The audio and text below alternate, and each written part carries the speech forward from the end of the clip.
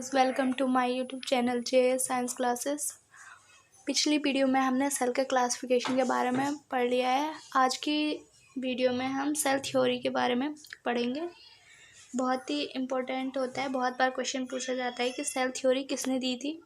तो जो cell theory है, दो साइंटिस्ट हुए हैं, स्लेडन और स्वान, दोनों ने सेल थ्योरी दी है।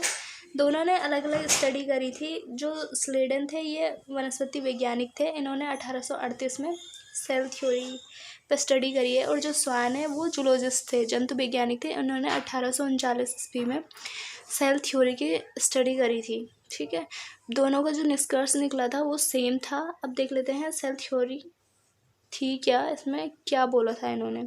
All living things are made up of cell. जितनी भी लिविंग थिंग्स होती है, जितने भी सजीव होते हैं, वो किससे मिलके बने होते हैं? सेल से मिलके बने होते हैं। और जो सेल होती है वो क्या होती है? Basic structural and functional unit of life. जो हमारा शरीर है या जो सजीव का शरीर होती है, उसकी जो इकाई होती है, स्ट्रक्चरल इकाई होती है, वो सेल होती है। और जो फंक्शनल इकाई होती है, हमारे बॉडी में जितने भी पार्ट्स है वो काम कर रहे हैं, तो उसकी इकाई भी कौन होती है? सेल होती है। तो ये बताया था स्लेडन और स्वान ने।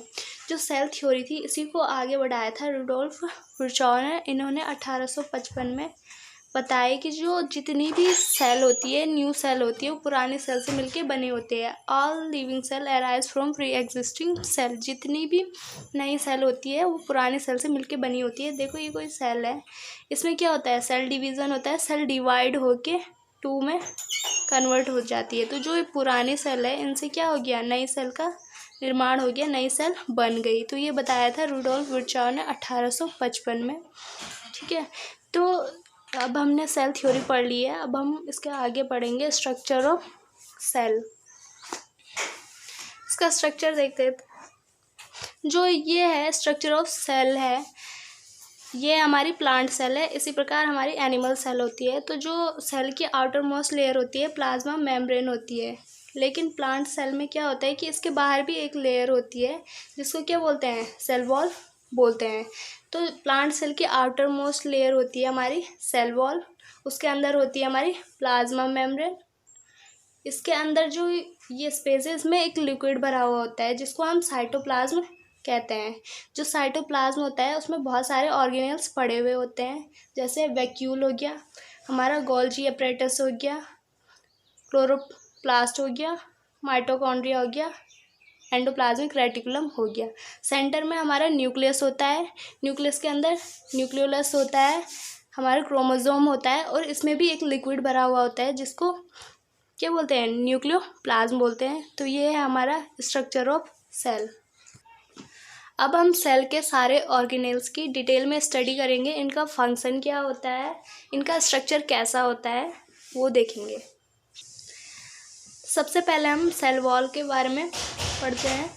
जो सेल वॉल होती है ओनली प्लांट में प्रेजेंट होती है, एनिमल में ये प्रेजेंट नहीं होती है। तो outermost covering of plant cell, ये प्लांट सेल की आउटर मोस्ट कवरिंग होती है। ठीक है, एनिमल सेल में सबसे बाहर प्लाज्मा मेम्ब्रेन होती है, सेल वॉल नहीं होती है। जो ये सेल वॉल होती है सेलुलोज से मिलके बनी होती है। ठीक है, तो बहुत बार ये भी क्वेश्चन पूछा जाता है कि जो सेल वॉल है किससे मिलके बनी होती है? तो ये हमारे सेलुलोज से मिलके बनी होती है। रिजिड होती है, दृढ़ होती है, कठोर होती है, और इसमें बहुत सारे छिद्र, छोटे छोटे छिद्र पाए जाते हैं, जो बाहर से मिनरल को अंदर आने देते हैं। और जो ये सेल होती है डेड सेल होती है, नॉन लिविंग होती है। ठीक है, cell wall of 2 cell are joint by layer of middle lamella. जो 2 सेल होती है, मतलब ये एक सेल है, एक सेल ये है, एक सेल ये है, इन सेल को आपस में जोड़ने का काम करता है मिडिल लैमेला। ये सेल वॉल का एक पार्ट होता है। जो ये बीच वाला पार्ट है, ये है हमारा मिडिल लैमेला। ये इन सेल को आपस में जोड़ता है। तो जो सेल होती है उसकी 3 लेयर होती है। बीच में होती है मिडिल लैमेला, साइड में होती है प्राइमरी, और इसके अंदर एक और होती है सेकेंडरी सेल वॉल। तो 3 लेयर मिलके हमारी सेल वॉल बनी हुई रहती है। इसका फंक्शन क्या होता है? ये एक डेफिनेट शेप देती है प्लांट सेल को। ठीक है।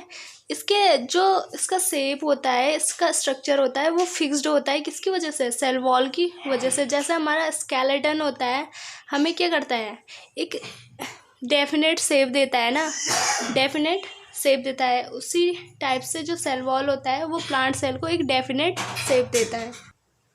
बाकी ऑर्गेनेल्स के बारे में हम नेक्स्ट वीडियो में पढ़ेंगे।